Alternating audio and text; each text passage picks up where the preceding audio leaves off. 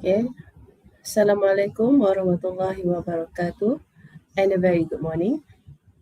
Distinguished speakers, esteemed participants and colleagues, welcome to the international webinar on strengthening ASEAN solar readiness through policy, technology and Tvet excellence, organized by UTHM Kembangan Campus, Terengganu, Malaysia. We are honored to have your presence today as we explore how ASEAN can advance solar energy readiness through collaborative policies, cutting edge technologies, and excellence in technical and vocational education and training. I am Husna Muhammad, your moderator for today's webinar. Before we begin, a gentle reminder. Please ensure your microphones remain muted unless invited to speak. The session is being recorded and participants will receive an e-certificate. You may access the webinar via the QR code provided and follow updates on our official website and social media platforms. All right. Our first speaker is Professor Dr. Insinyur Fahmi from Universitas Sumatera Utara, USU, Medan, Indonesia. He will present on regional green energy development and ASEAN collaboration. Please welcome Prof. Thank you very much, Usna. Allow me to share my screen for the presentations. Okay.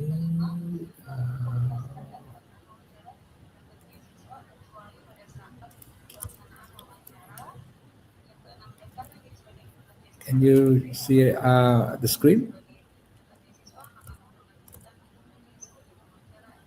Hello? Hello, Dr. Husna?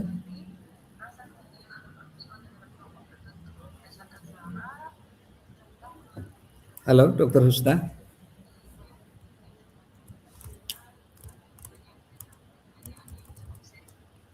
Dr. Husna?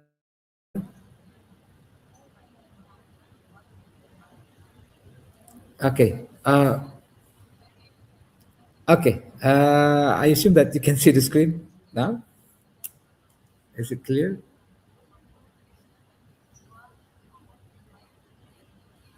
Hello? What's the problem with it? Yes, okay. Thank you, Jasro. Mr. Jasro, for confirming the screen. Allow me to introduce myself first. My name is Fahmi. I'm from Universitas Sumatera Utara, and I also with the Institute of Engineers Indonesia, or PII. Today, I would like to deliver little presentations about the regional green energy development and ASEAN collaborations. It's a very interesting topic, I think. As you know that if we talk about the transition of energy in ASEAN, it's a very contradictions and paradox because in one hand, ASEAN is the fastest growing economic regions with the demand of energy growing up to 60% in 2040. But also in the other hand, we are under the increasing of the pressure of the carbonizations. It means that we are not allowed to use more than the conventional energy, and also the situations about the geopolitical situations which can lead into the energy problem in the futures.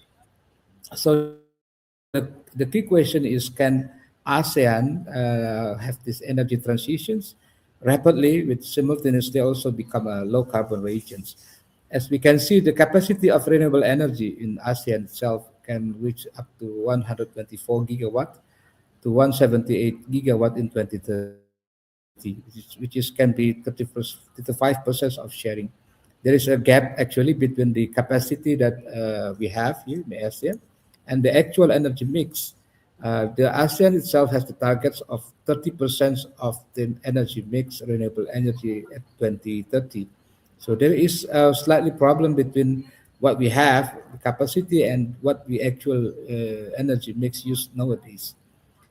The key issue here is more about the integrations and utilizations. That's why in these presentations, I would like to propose that solar energy can be a solutions, a key driver of accelerations. Beside that, as you can see in the maps here, we can see some countries in ASEAN country has several potential renewable energy. For Indonesia, we have biomass, geothermal, hydropower, tidal, solar, and wind. Malaysia also have some potential renewable energy for biomass, hydropower, and solar. And Brunei, Singapore, biomass, solar, and also Philippines with hydropower. Laos, biomass, geothermal, hydropower. It means that every country in ASEAN, as ASEAN members, have these big potentials in renewable energy, and we are building we have this green energy potential, but we are not really fully utilizing it. A deeper challenge about this is more about integrations, distribution, and system optimizations. And to answer that challenges, I think the more promising for emerge as a solution for renewable energy is the solar energy. That almost all of the country in ASEAN has this potential. So I would like to propose that solar energy as the game changer for ASEAN because as we know the global trend as well, the energy, solar energy is dominates about the growth. Solar energy is considered to be cheapest and fast to be deployed, and also the scalability that we can apply start from the rooftop up to the utility scale. And from some studies, it says that the ASEAN itself has the potential of 220 gigawatt of solar energy. And all of the advantage of the solar energy make this execution might be possible to do across the countries. As we know now, I think Vietnam is has a more potential as a regional leader for the solar developments, as we can see in this graphic, with more than 17 gigawatt solar. Indonesia, Malaysia, considered to be late adapters but high potentials, and also some alternatives like floating solar is emerging in Indonesia and Thailand. So, as we can see here, beside Vietnam and other countries, there is still much more possibilities to develop. This is the mapping of the irradiance among the countries of ASEAN members. As you can see, there's some more promising hit area in Thailand, Cambodia, and Vietnam here, and also Burma. High irradiance, which leads into the potentials solar energy. In Indonesia and some certain area of Malaysia, a little bit lower here, and some area in the southeast part in Kalimantan and Java Islands, we have quite good irradiance. And also some part of Philippines, the northern parts is also have this higher irradiance.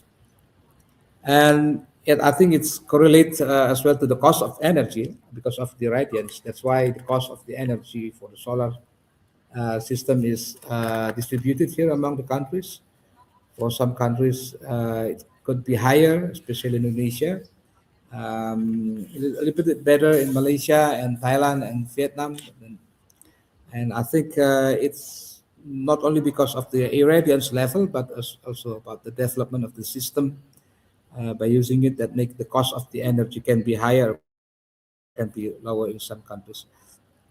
And this is I highlight the top 10 operational solar photovoltaic plants in Southeast Asia. The highest is in Philippines actually with Cadiz solar power plant and some in Thailand and Philippines. So this is the size also varies between 40 to 132. It means like full development in some countries. I would like to also highlight to consider about the why is ASEAN lagging behind because with this enormous potential, with this high potential, why is still lagging? I think there are some issues here. First, of course, the policy inconsistency. In Indonesia, for example, In one side, our government always promote this renewable energy by using this renewable energy, but on the other side, the fossil fuels still are heavily subsidized, not only for the customers but also for the industries. And this create a mixed signals to the investors about the consistency of the government. Second challenge is about the grid limitations. Solar is actually is intermittent, depends on sunlight. And therefore this requires a flexible, integrated, and intelligent grid systems, and it's still become a problem across the Asian countries. And of course, the third problem is the investment barriers, the regulatory, again about uncertainty that makes the investors holding back. The complex permitting process. In Indonesia, we have a national government, a local government, make it more complicated and the unclear pricing mechanism.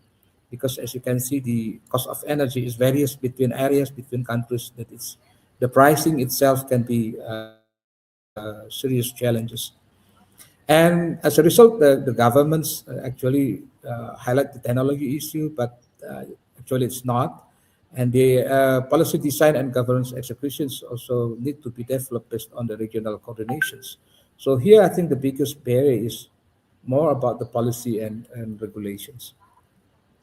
This is some meetings between the energy leaders among the countries, and this is the ecosystem, the environment that need to be built between the photovoltaic unit, the thermal power unit, power grid, and battery storage. And if we can see here about the limitations of the grid, that is the existing transmission lines between Thailand, Cambodia, Laos, and Myanmar already exist. Pilot project from Indonesia and the Malaysia and the trial electricity imports from within Malaysia. So there's actually a starting point for this. And therefore, I would like to highlight the Asian collaborations from fragmented to integrated. I think nowadays the energy system is still nationally focused, uneven renewable resource distributions. It is could be that one country would run regions with the high potential of energy that's not yet distributed well between countries. And also, it's now become the more critical issue with the Asian power grid, the ATC, and cross-border electricity trade. And this is also to support toward the regional optimizations. There's also a meeting across border electricity connections. I think it's a couple of years ago.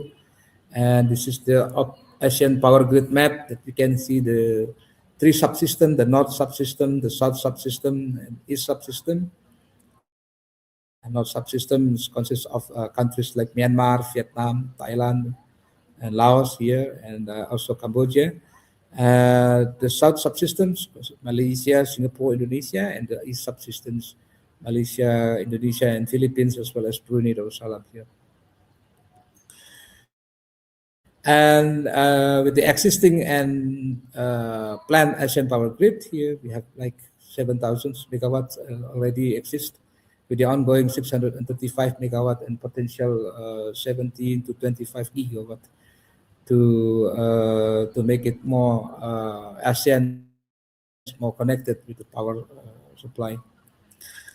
Last things that I would like to discuss is, of course, the human capital, the technological and vocational educations. I think technical and vocational engineering is playing a big role here because we found that the skills gap in solar and grid integrations that we need to push more technicians, not only researchers, to deploy all of the solar. The Tvet, the program itself is a fair solutions to provide this manpower, and of course we need to provide the industry driven training for this human capitals, and we should also think about the ASEAN Solar Talent initiatives to promote the human capital of this renewable energy. So I would like to highlight in the conversations about ASEAN actually does not like sunlight. It doesn't like technology investments. I think we should more focus on the policies, the systems, system, and also people the technical and vocational engineer people. And if we can align these three elements, ASEAN will not only adopt the clean energy, also become the lead of the global solar futures. So I would like to close the presentation with some initiatives for Indonesia Malaysia Strategic Solar Alliance. Actually, it include the two subsystems with the South System and East South System. Indonesia provides scale. We have still a lot of area that can be developed for the solar. And Malaysia, I think, have the experience, system efficiency, and also the system itself can is already proven. So I think in this strategic alliance, I think we can propose a cross-border investment platforms for joint solar development zones with the Malaysian capital and Indonesia land of resources. And also we can propose a regional solar manufacturing hub. It's possible to co-develop the modules, the panels, the inverters, the battery system to reduce the dependencies with the external supply chains. And we should also promote more about the export-import of solar electricity, the cross-border electricity trade, and the integrations into Asian power grid. And not the, the last but not least, of course, the joint for the technical and vocational educations and talent pipeline. Uh, we can promote dual certification programs and mobilities for the students, mobilities for the technicians, and of course the industry-led training centers in some area that can reachable. Actually, with the Sumatra and Malaysia, I think it's possible to be done because it very close by regions. And this is the great visions of this strategic solar alliance. And of course, at the end, the success outcomes, well, it's very optimistic, but more than 20 gigawatt joint solar capacity, more than 10 terawatt hours, and probably up more than this. And of course, the emissions, annual emissions avoided that can be achieved.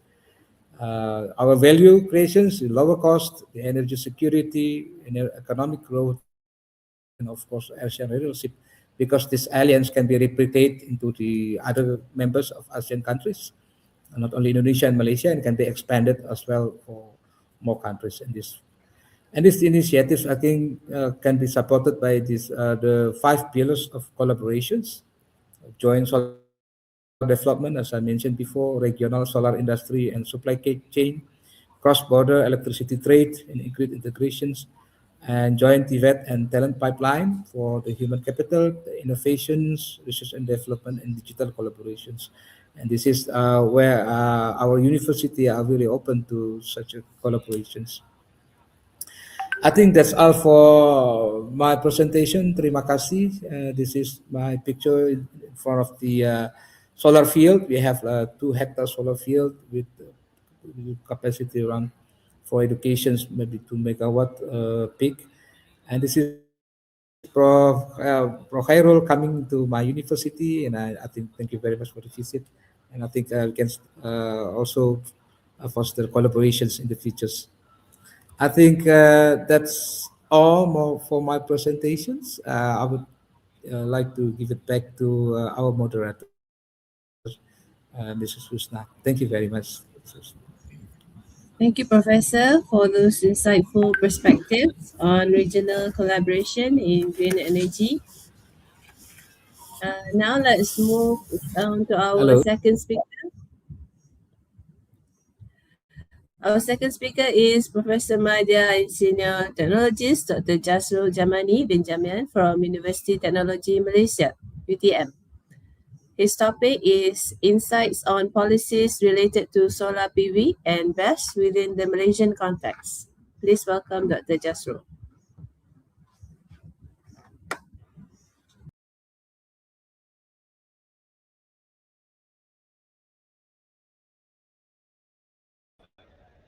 All right, thank you very much. I'm so sorry, actually, I'm not really familiar with the stream yet. I just upload the PowerPoint.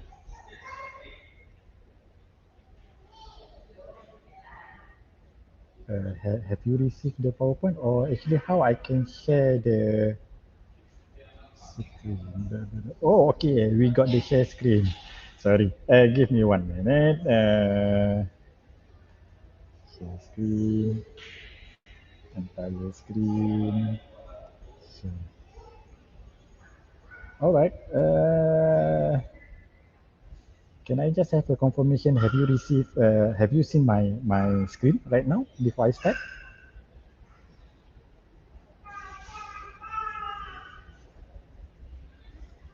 Okay, I hope that you already received. I cannot see the screen because I already make it a slideshow.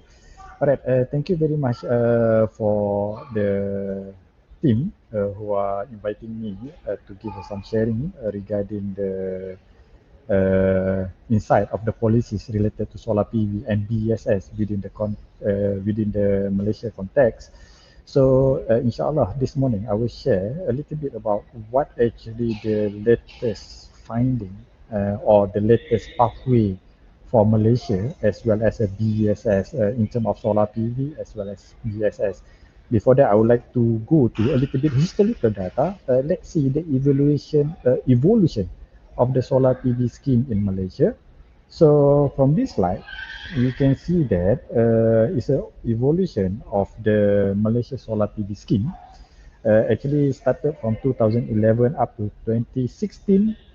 We have what we call it as a FIT, and after that, from 2016 go to 2025, we have a NEM, which is net energy metering, that consists of NEM 1, NEM 2, and NEM 3. And I think the NEM 3 just finished last year, and after that, currently Malaysia going to the solar ATAP, which is the name of the program. All right, Accelerate Transition Action Program. So it's a new standard, it's a new scheme that being introduced, and lately also people have started talk about the Selco PV self-consumption system, as well as the other two scheme which is cream and crest system. So we can see here the FIT already closed in 2016, and all the NAM structure or scheme also not available after 2025. So what we have in 2026 until today, from January until today, is what we call as a ATAP program or Selco program. All right, each of them have their different scheme, different incentive, different financial analysis, and so on and so forth. So, why we have a multiple solar photovoltaic scheme, and why it is very essential for Malaysia? Uh, for your information, actually Malaysia already go very serious on solar PV. Our Prime Minister already announced in 29 August 2023, what we call it as a NETR, which is National of Energy Transition Roadmap. So if you go detail on this particular document, this is what Malaysia target. All right, Malaysia target to have 58% of solar PV by 2050, and overall it's a 70% is a renewable energy by 2050. So currently we already reached roughly 12%, which is whatever that we are targeted. This planning actually been carried out by 2023. In the document, they are targeted by 2025, we got 12%. And for your information, actually currently we have more than 12% in Malaysia. And it's going toward this direction, and they already got a lot of planning regarding about the large scale solar and so on and so forth. So this is the way forward of Malaysia on solar PV. Then what's the issue if we have a 58% of the solar PV? One of the biggest problem when the country depend too much on solar PV, we might have this phenomena, which what we call it as a duck curve problem. All right. So why we call it a duck curve problem? This is the example at the California. All right. It's a historical data from 2015 up to 2023. They install many solar started from 2015 up to 2023. This is their load profile. So you can see that at 2015, their load profile, their demand already dropped at during the noon from 8 o'clock until 6 o'clock. Why the demand is dropped? Actually, the demand is not dropping, but because they have a solar PV, so it makes that the utility just need to send little energy as compared previous year. and they have a very high demand that need to be catered by the utility during the night. And they further install the solar PV, and it's going downward until 2023. They got one condition whereby during the noon the demand is zero from the utility point of view. So this is what we call it as a dark curve. It's a very critical scenario. It's a very critical analysis. You can imagine that, for example, like in Malaysia, we got the TMB, and the TMB did not supply anything during the noon. So this condition actually will cause a lot of problem.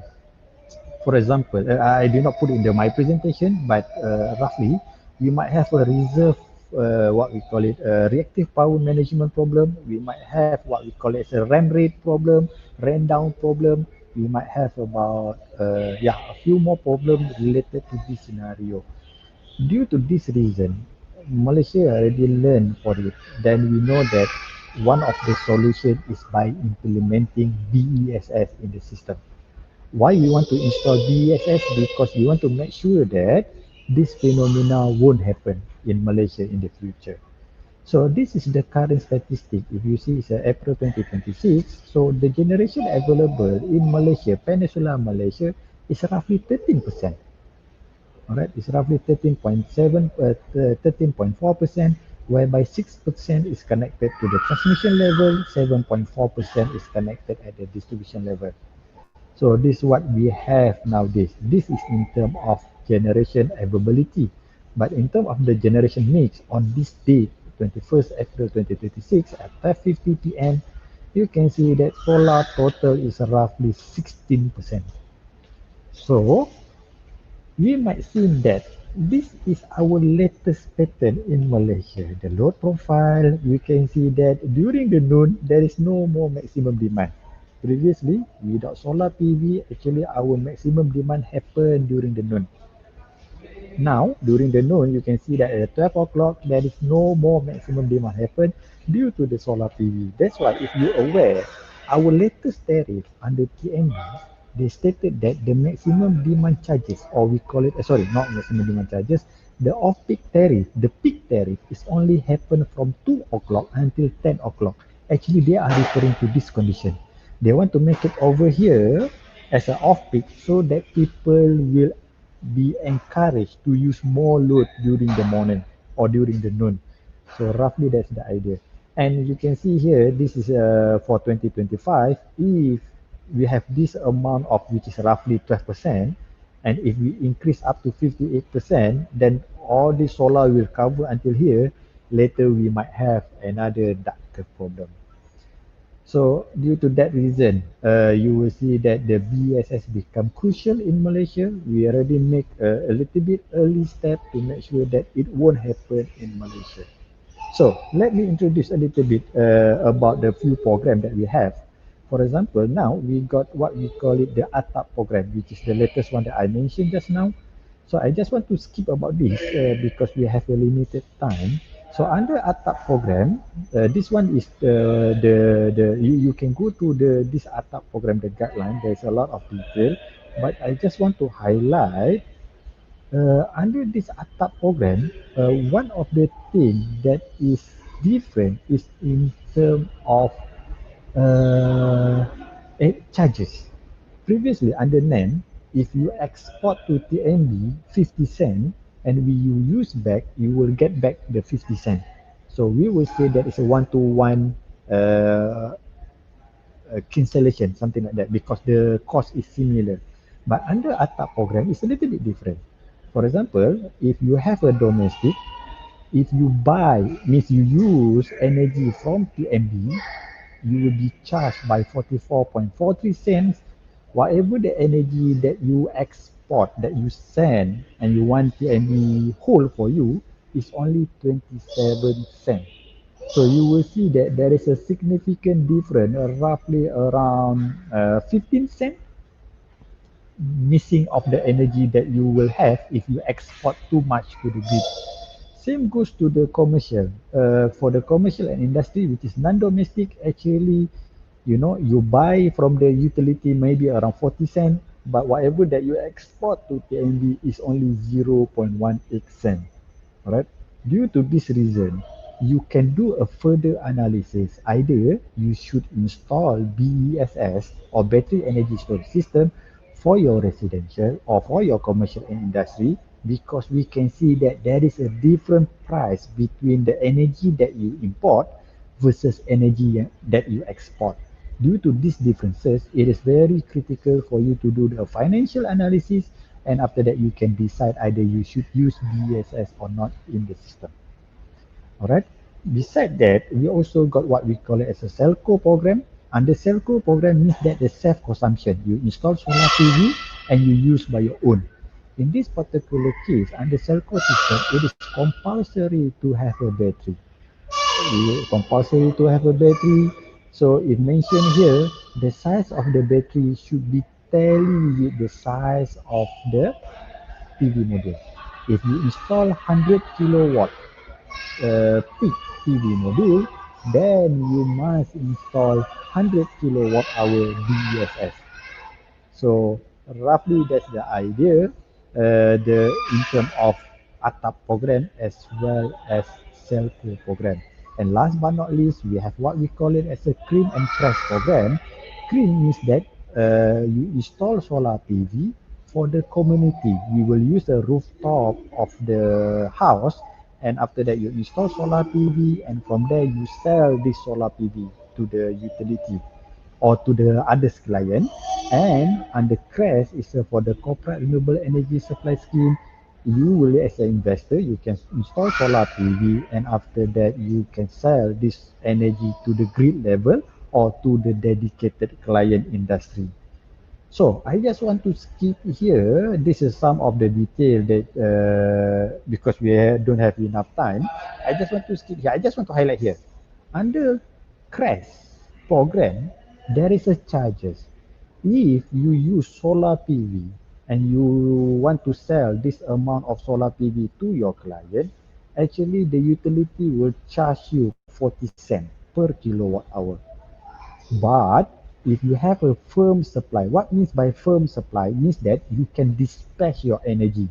And for you to dispatch this energy, you must have BESS. Then you will get a very good price of the SAC, system access charge. So if you install solar PV together with the BESS, you will get the cheaper price for you to sell to the others. So in other words, your profit will become bigger. So roughly, I think that's about my sharing is related to the solar PV as well as BESS. What is the latest scheme that we have in Malaysia for the residential, commercial, and industry? Thank you very much.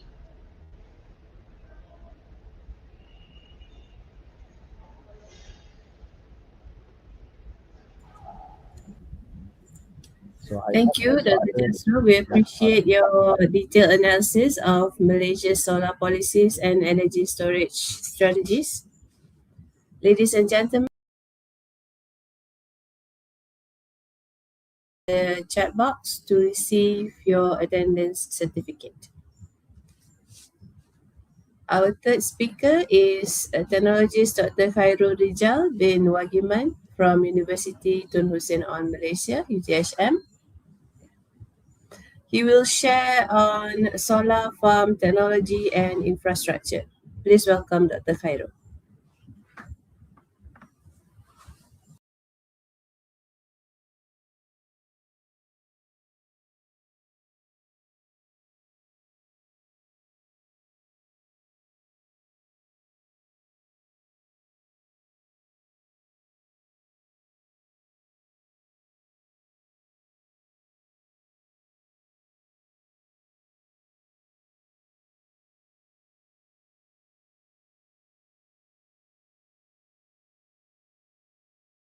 introduction, and the second one is component and infrastructure, and then finally we go to the case study for the real application of the solar farm.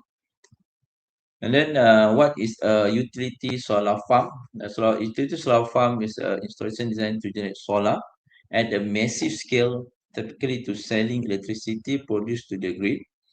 And then this facility is significant different from the residential and commercial due to size and the complexity of the operation. And then the solar farm commonly consider configuration ranging between 1 megawatt to several gigawatt. And then we go to the second part of the session, which is the component and infrastructure. As I mentioned, the solar farm is the massive and the complexity of the engineering. And then the solar farm consists of the heart of the solar is PV modules, string combiner box (SCBS), inverters, transformers, DC and AC cables, mounting rack, switch yard, monitoring system or SCADA, and the last one is the BESS. For Malaysia, must be included this BESS or BESS for starting January 2026 for the installation above 1 megawatt AC. Okay, the figure shows the component infrastructure of the solar farm. Start with the solar PV, the combined we call array, and then string combiner box, and then go to the inverter, and then it's a DC side. Before the inverter is DC side, and then after that inverter AC side, the inverter is convert DC to AC voltage, and then the the step up transformer to step up the level of the grid to the interconnection we call the switch yard. And then we dive to the PV module, the component. The first component is PV module. Is based on the selection is based on commission efficiency, commercial availability, and the scale of the application in terms of megawatt for the solar farm. And then we have a first generation of the solar PV technology, which is monocrystalline and the polycrystalline.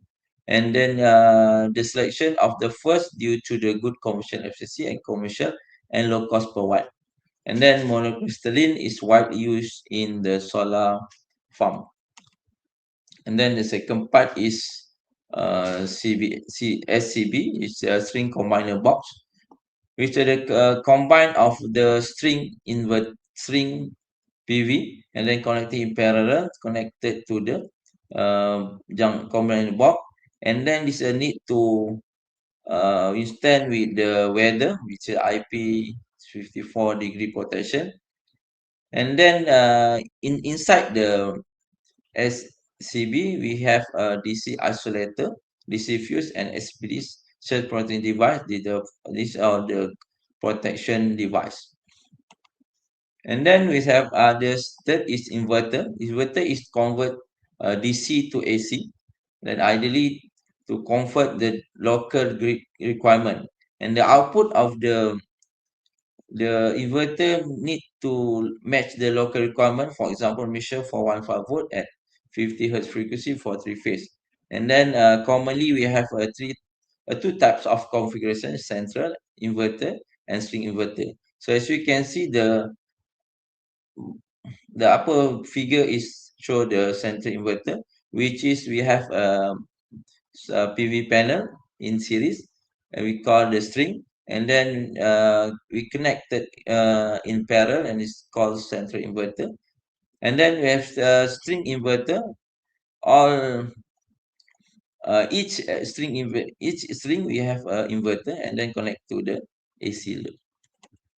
And then we have a transformer. The main function is to step up. In this case, to step up to the grid requirement voltage.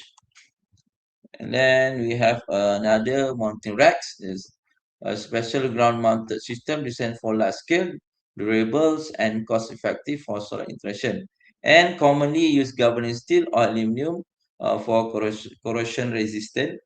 And then for solar farm, utility scale solar farm, commonly used fixed till ground mount and commonly used. And then we have two type of the grounding structure, which is pipe and then ground screw. And then the figure show the pipe. And then another part is switch yard. is the point interconnection point. Switch handle switching, protection, control, measurement.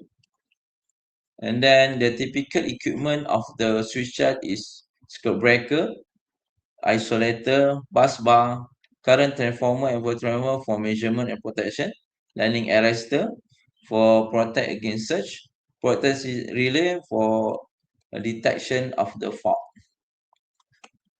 And next, the last component, which is monitoring system, is important to monitor our solar farm, and sometimes called SCADA, supervisory control and data acquisition.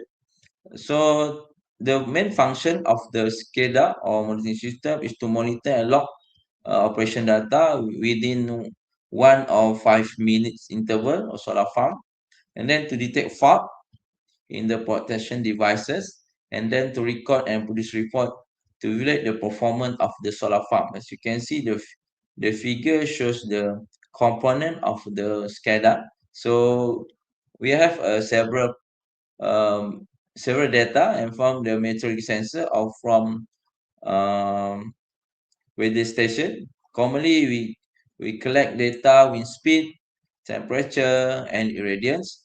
And then we have to monitor every single device, inverter, meter, power transformer, and grid. And then the communication between this data commonly using protocol RS418, which is called Modbus protocol for communication. And then to the server automation system, we use many such as DCL, GPR, GSM, telephone line, and sometimes use the LoRaWAN. And then the operator can monitor and then put the report from the system. And then let's take a look at a real case study taken from the one of the journal Solar Farm Seating Design and Land Footprint Analysis from the Journal of Low Carbon Technology, published in 2020. So the case study is solar farm in India, specifically Madurai in Tamil Nadu. The capacity is 5 megawatt, and then the total area of the solar farm almost 60,000 meters square, or almost 15 acres. And then take a look the single line diagram for 5 megawatt solar farm. Okay, the red rectangle represent the PV array to generate we collect sunlight and then convert to electric. And then we have the blue color represent the string component box, which is a many component box. And then this have a protection device, as I mentioned before. And then we have inverter. We have in this case we have 5 inverters.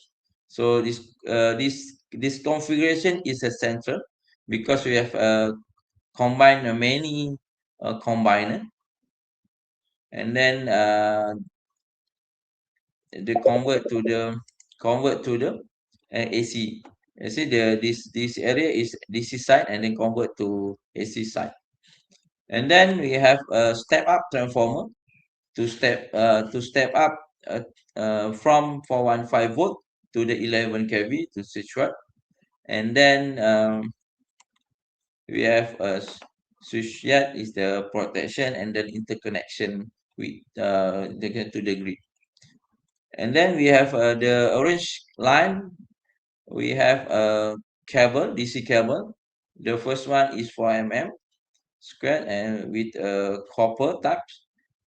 And then we have AC side. We have C side.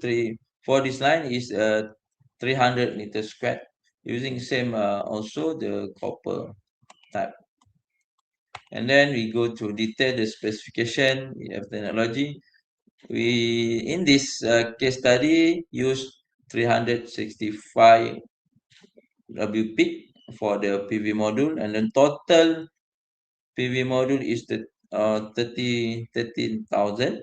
And then configuration is central, and then each inverter size is 1000 kilowatt AC, and then the total quantity is 5. And then string component box They also have 16. The rating is 1000 volt. And then the transformer is 1000 kilowatt. And then the primary voltage is for 10 volt. And then the secondary voltage is 11 kV. Then the total transformer is 5. And then the number of core for DC, single core, copper. And then AC cable is multi-core using also copper. And then main features of the DC and AC cables. So from a string conductor to combiner box, the length is 25 meter, the size is 4 mm. And then from the string combiner box to the inverter, the length is 25 meter using 35 mm squared cable. And then for inverter to transformer 5 meter using 300 meter square. And then transformer to switchyard is 5 meter using the 25 mm square. And then this the selected protection device for inside the component box. We have isolator, SPD and fuse. The rating is 1000 VDC 50 M 2 pole. For SPD 1000 VDC 40 kilo M. DC fuse 50 M. And then for in switchyard, the AC side is 80 M. Isolator is 11 kV, 100 amp. Lightning arrestor 33 kV. And then the energy meter, current transformer 60 to 5. And then for potential transformer 11 kV to 110 for class 1. And then these are the mounting rack, the side view. So the tilt angle for this structure is 10 degrees. And then the gap to prevent the shading is 1 meter. And then the height from the ground 0.5 and 1.12 meter. I think that's all from me. Thank you.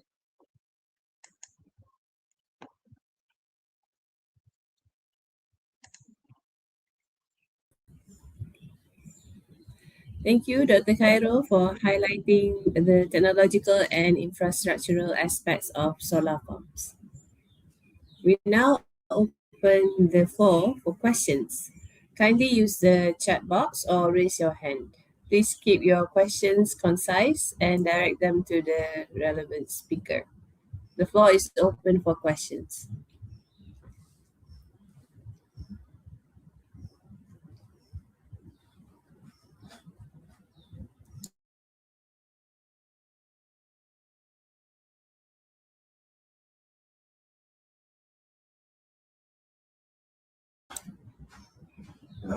Okay, I have the first question for Dr. Fahmi.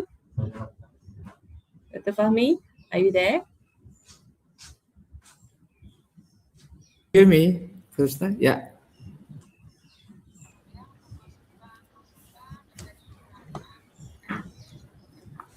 Dr. Fahmi, hello? Yeah, hello, Dr. Usna. Can you hear me? Hello, Dr. Usna. Okay, the first question is for you. Oh, okay. How long does it take for Indonesia to develop at least 50% of the capacity as determined by the government? Okay, it's a very tough questions because we have target and we also always change the target up to the year. Up to 2023, we have target like 23% of the solar. So for 50% of sharing, the solar sharing in Indonesia, I think that can be done above 2045 or 2050 when we have reached this total solution. So uh, I assume maybe 20 years for 50%. Once we have these policies and the infrastructure supported the use of the solar, I think it would be high impact. But I also think about the situations now that like the geopolitical situations right now that force government to think about this. And the president of Prabowo also mentioned the accelerations of the solar charge, solar used in many fields. So I think 2045 or 2050 is more realistic because 2030 we have like 23% target is also quite challenges for us. So it's more longer than Malaysia, I think, because if you can see now, it's less than I don't know 20 or 18% of the use. So yes, definitely we need to push it more to accelerate the use of the solar energy in Indonesia. And we need to learn more from Vietnam and also from Malaysia and Thailand. And the collaborations, I think, one of our key to make it faster. So let's hope 2045 or 2050 can reach at least 50% of the solar share in our energy used consumptions. That would be my answer, Mr. Dr. Husna.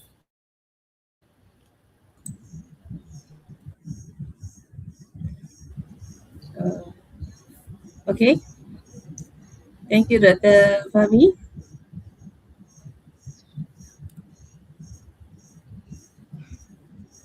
All right. So next question is from Jean Janice Lee Fernandos. What is the weakness of the hybrid solar PV, and which better we determined the capacity solar PV or reconfiguration for solar PV? Who would like to take this question?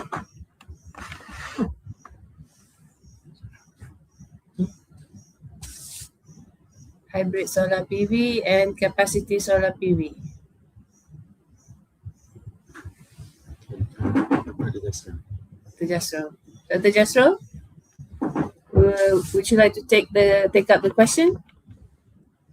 Can you hear me? Hello, can you hear me? Yes. All right. Regarding the weakness of the hybrid solar PV, actually there is no, in term of weakness, one of the weakness, of course, because you required an additional battery in that particular case, whereby if you are totally grid connected, means that you don't have any battery. And the cost of the battery, I would say that roughly between 35% up to 40% of the overall cost.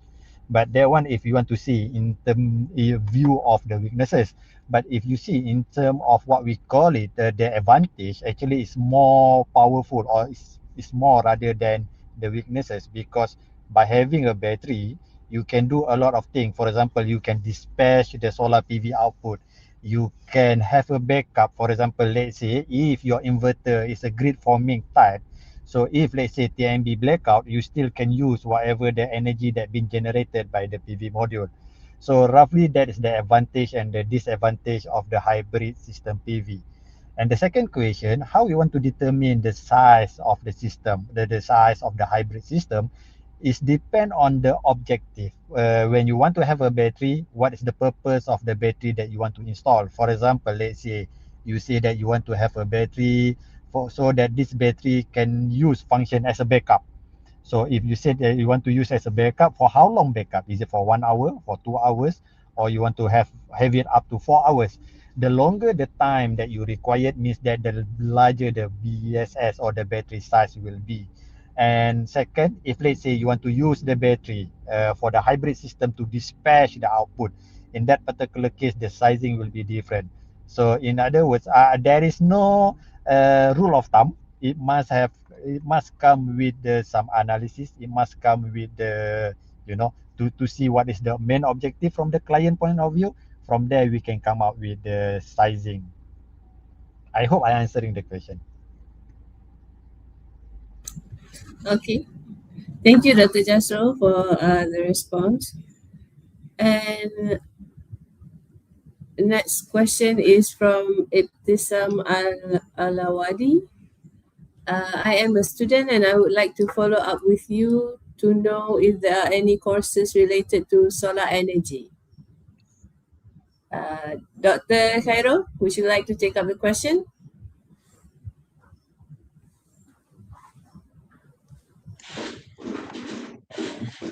Hello, at UTHM we have a program for Bachelor of Study in Electrical.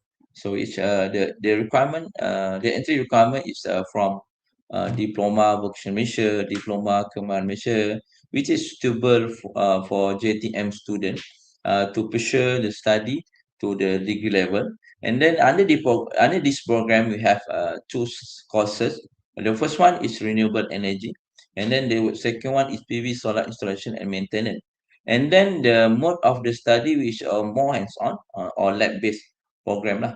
So if the student interested to pursue study in the grade level, so UTHM the one of the your choice lah. Okay. Okay. All right. Thank you, Dr. Cairo, for the response, for the choices of places to explore solar energy courses.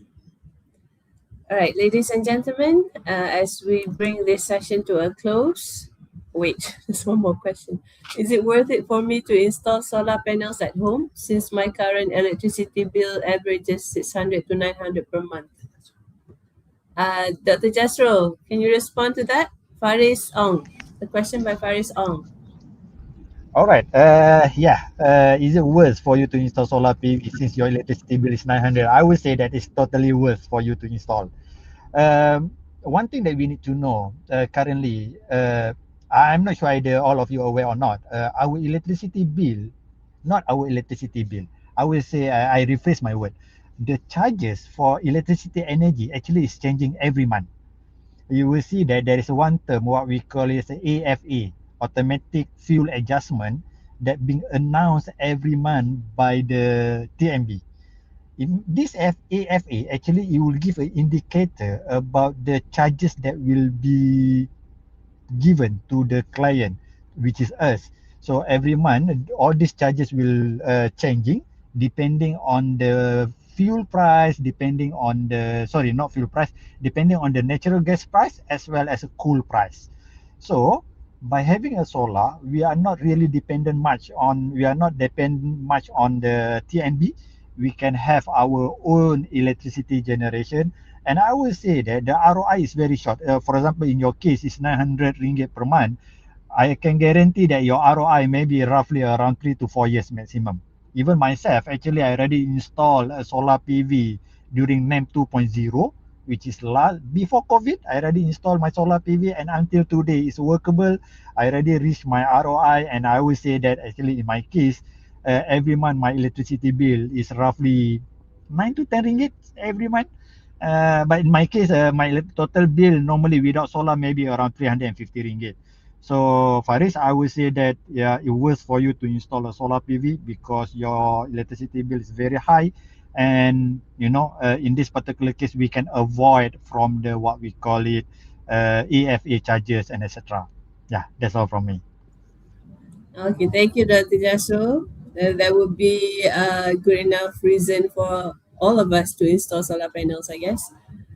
All right, next question is from Easy Line Tooth. In terms of work opportunities for the solar related work, is it only apply in the country that we are residing, or it applies to whole ASEAN country? Is the system are all the same for each country? Dr. Fahmi. Dr. Fahmi, would you be so kind to respond? Yes, thank you, Husna. From Line Theus. Yes, of course, there's a standard of it. If you want to implement the systems, there's a standard using for, might be a little bit different from one country to others. But actually, the real question is not, is it the same for all the countries? But the question is it will it be the same for the future? Because the technology is always changing, and it's a quite fast technology here. The panel is getting sophisticated and more cheaper now. So I think it's important for you to have a basic understanding, basic skill, and to make yourself always open for the upskilling and reskilling for any new adapted technology, whether it's one countries or many countries. But there's a basic standard actually in the systems. The higher Rachel already explained. But again, I think the more challenging thing is the change of the technology itself. itself will be in the next 5 or 10 years might be different, might be newest, and might be more modern. So it's not only based on locations, but also your basics understanding about the systems is very important. It should be very solid. So any changes, any countries, any systems, you can adopt it. I think that's my answers. Okay, thank you, Dr. Fahmi. Is there any more questions? Okay, one last question from our YouTube viewer, Mino Losot 3282. What challenge do developing country, I assume, developing country face in adopting solar energy? Who would like to take the question? Jasro. How about Dr. Jasro? Would you be so kind as to take up the question? Yeah, sure. Can no problem. Wait, All right. So, what challenges do developing face in adopting solar energy? Uh, we have multiple challenges. First, the most important part, if we really want to, I would say something like this. One of the challenges is in terms of the procedure from the utility or from the ST or from the SEDA point of view, because we need to follow their procedure, a lot of things that you need to obey, especially if you want to build up a very large scale solar PV. In that particular case, a lot of study need to be done. For example, let's say for analysis, power system study, protection analysis, and so on and so forth. Because why all this requirement is coming? Because whatever the solar PV that we generate later, when we want to inject to the grid level, which is we are talking about the nation electricity, we need the utility or the what we call it, the entity, for example, like ST, our energy commission, they want to make sure that whatever the energy that we inject to the grid, it won't give any impact to the stability of the system. So that's the first part, which is the challenges whereby you need to fulfill all their requirement. The second challenges, especially on the solar PV, I think you might aware that along our highway, we got a lot of solar farm on our left side as well as on our right side, and the capacity actually is not really big. So because of the efficiency of the PV module itself currently is roughly 20%, so you require a very huge amount of PV module in order to generate the electricity. And indirectly, since you require a huge amount of PV module, you require a huge land area in that particular case. So that will be another challenge whereby you need to have a very big land area for you to install the PV module. And of course, from the environmentalist point of view, they might say that okay, PV module can save the electricity, can reduce the CO2, but you need to cut down the trees, and of course, that also will give an impact to the CO2. That's why the latest development, when the crash come in, when the cream come in, so they will allow you to, rather than you cut the tree, you can use a people rooftop for you to install a solar PV, and after that you can sell that to the TMB directly. So it's also a good change, a good opportunities for us to involve in that particular case. So I think that's all from me. Okay, thank you, Dr. Jasro, for the feedback. And last but not least, another last but not least, question from Jin Genesee. Dear Prof, how about regarding the blackout in Spain last year? The root cause analysis there is related with the inertia moment and inverter. How to keep the good inertia in solar PV? And what is the inverter converted DC-AC has failed or not? Pure sinusoidal? And the pure AC sinusoidal 100% or only 80%? Please need your suggestion, Prof. Last question. Okay, I have no idea who could answer this. Dr. Cairo. Dr. Cairo, are you there? Would you respond? Yes. Okay. In terms of the blackout, I think they need to look at many views, and then the specific the specific problem, and then the in term of conversion, actually the inverter is the current inverter is try to pure sinusoidal, but still we have losses. And then this the in terms of the development or R&D, this is come from the manufacturer. So our as a user of the engineers, we try to find the right and then the best based on the data sheet. I think that's all lah from me. Oh, okay. Uh, Thank you, Dr. Cairo, for the response. So, ladies and gentlemen, as we bring this session to a close, let us reaffirm the vital role of regional cooperation, forward-looking policies, and technological innovation in preparing ASEAN for a sustainable solar future. May today's dialogue serve as a catalyst for continued collaboration and meaningful progress in the renewable energy journey.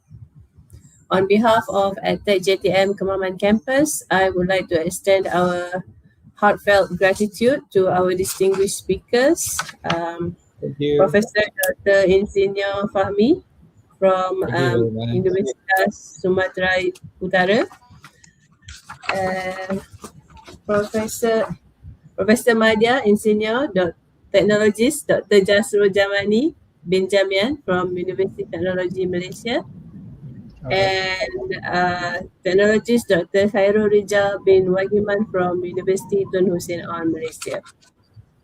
This has been a truly enriching and engaging webinar session. Thank you everyone, and Assalamualaikum warahmatullahi wabarakatuh. Waalaikumsalam. Thank you, Dr. Hustan. Thank you. Thank you, everyone. All right, bye-bye. Bye-bye. Assalamualaikum. Waalaikumsalam warahmatullahi.